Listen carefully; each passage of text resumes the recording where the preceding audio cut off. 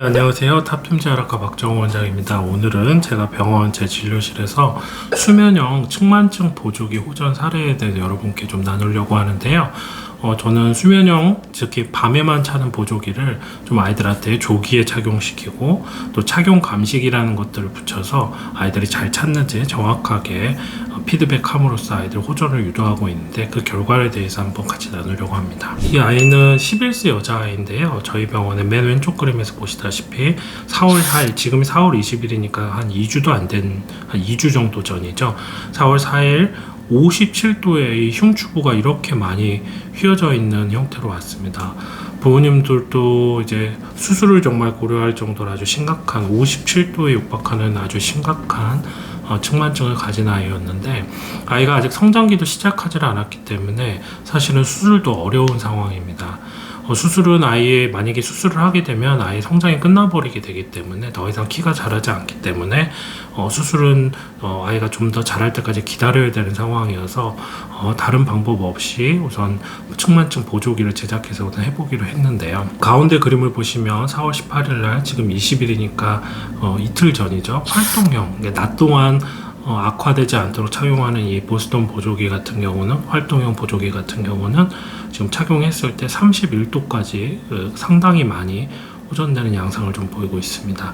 지금 빨간색으로 표시한 거는 양쪽 다 착용 감시기가 들어가 있어서 아이들이 얼마나 잘 착용했는지, 그리고 시간, 온도, 압력 이런 것들을 전부 다 체크해서 제대로 착용하고 있는지를 피드백할 수 있는 아주 좋은 기계가 되겠습니다.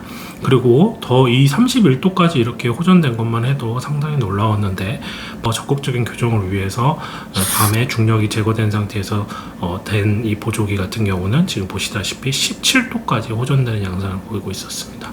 아이는 아직 성장이 시작하지 않았고, 그리고 뼈가 물러진 상태가 아니기 때문에 물론 27도까지 호전되지는 않겠지만 예상하건대 이 30도대의 각도까지는 호전될 걸로 그렇게 예상하고 있고, 57도의 아이가 이렇게 17도까지 호전되는 경우는 사실 보조기를 착용해도 거의 드문 경우고 굉장히 정말 기적적인 일이어서 이렇게 보조기 효과가 좋다는 점을 강조하기 위해서 여러분께 이 사진을 나누고요.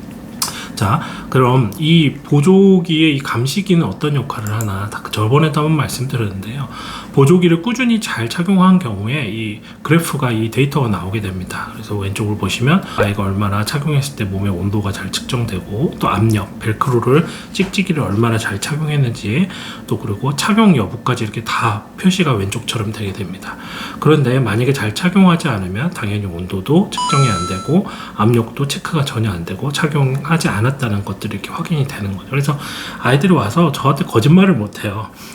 정말로 모든 게 성적표 까듯이 정말 나오기 때문에 부모님들이나 아이들이 착용에 대해서 굉장히 더 신경을 쓸 수밖에, 그러니까 던져놓고 알아서 잘 차고 알아, 사진 찍어보고 좋아졌네 안 좋았네 이런 1차원적인 진료가 아니라 입체적이고, 왜 안 찼는지, 압력이 떨어지면 벨크로는 왜 조이지 않았는지, 지나치게 세진 않은지, 모든 것들을, 특히 착용 시간까지 전부 다 알 수 있기 때문에 굉장히 입체적이고 직접적인 진료가 됩니다. 그래서 저는 이 착용 감시기를 이용해서 아주 사실은 이 척추 보조기의 진료의 질을 한 단계 올릴 수 있는 아주 좋은 그런 기기라고 생각하고 있고요. 또 하나, 이 아이 같은 경우에는 이제 보조기를 빼고도 많이 좋아졌던 아이 같은데, 이 아이 왼쪽 그림을 보시면 보조기 찬 거 한번 보세요. 예. 정말 압력이나 착용 여부가 거의 완벽하죠. 거의 100%에 가까울 정도 이렇게 빽빽하게 차 있는데요. 이 아이가 제가 이전 영상에서도 비슷한 영상 한번 찍은 적이 있는데, 그때가 2022년 11월, 그러니까 작년 한 12월경 중에 찍었던 것 같은데, 그때도 이렇게 많이 호전됐는데요. 지금 한 5개월 정도 지나서 다시 찍었는데 추가로 더 착용했거든요. 보세요.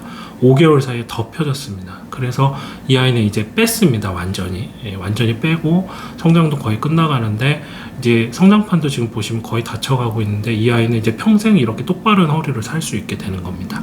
그리고 이 아이를 이렇게 아이가 이게 열심히 차고 노력을 했기 때문에 이런 결과를 얻을 수 있는 거죠. 또 최근에 또 좀 호전된 아이들이 있어서 좀 케이스를 나누자면요, 얘는 12세 여자아이였는데요. 보시면 착용 전에 19도 정도 측만이 있었고요. 그리고 지금 한 달 후에 이제 보조기를 처음 착용했을 때 이렇게 좀 오른쪽으로 이렇게 밀려서 정확하게 반대로 꺾어준 양상이었는데, 지금은 보조기를 뺀 상태인데도 거의 이렇게 처음하고 비교했을 때 훨씬 더 펴져 있는 이런 양상이고, 이 아이도 지금 그 전에는 아예 성장판이 없었는데 자세히 보시면 이렇게 하얗게, 맨 오른쪽에 보시면 이렇게 하얗게 성장판이 덮여가는 걸 보시죠. 성장이 거의 끝나가는 시점에 거의 이렇게 호전되어 있는 양상. 그래서 평생을 이렇게 똑바른 허리를 살 수 있는 아주 좋은 치료 결과를 얻었습니다. 마지막으로 보면 이 아이 같은 경우도 이제 12세 여자인데 착용 전에 18도의 이런 측만증을 가지고 아직 성장이 끝나지 않은 양상을 보여줬는데요. 반대로 보조기를 차서 이렇게 꺾어줬고, 지금 4월 1일 날 마지막으로 체크한 거에서 보조기를 착용하지 않고 이렇게 똑바라진 사진을 보여드릴 수 있게 되었습니다. 보시다시피 제가 좀 문제 제기를 하는 것은, 대부분의 의사들이 20도가 되지 않으면 보조기를 안 하려고 합니다. 그리고 악화를 기다렸다가 오히려 20도가 넘었을 때 보조기를 하는데, 그것도 이런 야간 보조기가 아니라 하루 종일 차야 되는 보조기를 하고, 아이들의 수능도도 떨어지고, 그리고 그 보조기는 아이들을 교정해내는 보조기라기보다는 악화를 막는 보조기만 하기 때문에 평생을 20도가 넘는 그 보조기의 각도 그대로 측만을 가지고 살아야 되는 그런 여러 가지 어려운 점과 단점과 안 좋은 결과가 있다면, 이 야간 보조기는 오히려 더 젊은 아이들, 그리고 더 공격적으로 밤에만 착용해서 아이들의 수능도가 높고 학교에 착용하지 않아도 되고, 그리고 호전이 되는 것들을 이렇게 눈으로 확인하기가 훨씬 더 확률이 높은 그런 좋은 보조기라는 점. 그래서 저는 좀 적극적으로 이렇게 아이를 조기에 치료하고 있다는 점을 다시 한번 알려드리고, 탑팀재활학과는 이 원남 보조기 서울에 있는 이 업체와 협력하여서 이렇게 좋은 치료 결과를 계속 보여드리고 있고 또 증명해내고 있습니다. 저희 병원을 좀 찾아주시면 저희가 최선을 다해서 단순히 그냥 보조기를 채우는 것이 아니라 이 감시기와 또 계속적인 추적 검사를 통해서 아이들과 좋은 결과를 나눌 수 있게 되기를 그렇게 바랍니다. 오늘 여기서 영상을 마치도록 하겠습니다. 감사합니다. 여러분 안녕하세요. 탑팀재활학과 박정호 원장입니다. 저와 지철규 작가라는 아주 유명한 만화 작가와 함께 제가 손상병에 대한 치료법을 알려드리는, 재활학과적 접근법을 알려드리는 의학 만화를 아마 이번 달 내로 출간할 것 같습니다. 오늘은 이 저의 첫 의학 만화를 여러분께 소개시켜 드리려고 합니다. 시버시병은 발꿈치뼈 골단염이라고 부르는데요. 네? 그게 뭔가요? 심각한 병인가요? 아니요, 그 반대입니다. 방금 잘 보셨나요? 이렇게 저희가 예전에 이 손상병법이라는 이름으로 의학 만화를 영상으로 만들어 유튜브에 올린 적도 있습니다. 이미 시장에는 의학 웹툰과 만화가 많이 나오고 있지만, 보면 의학 전문적인 내용이라기보다는 좀 시나리오나 어떤 픽션에 근거한 극적 전개가 드라마적인 것들이 좀 많은 상황입니다. 그래서 저는 좀 기획 의도를 정확히 가지고 여러분들에게 실질적으로 교육적으로 도움이 될 만한 의학 정보를 얻을 수 있는 그런 만화를 만들고자 노력했습니다.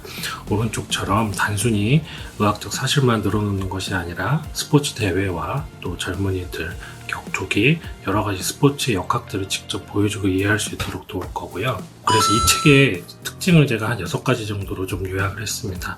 첫 번째는 좀 어려울 수 있는 스포츠 손상의 진단과 치료를 만화로 쉽게 설명해 드리려고 하는데요. 보시다시피 초음파로 어떻게 검사를 하고 초음파 영상에서는 어떻게 보이는지, 그리고 해부학적으로 어떤 부분이 손상이 갔고 어떤 방법을 통해서 치료하고 부상에서 회복하고 재활하는지까지를 하나하나 설명드리려고 합니다. 이 책의 특징 2번입니다.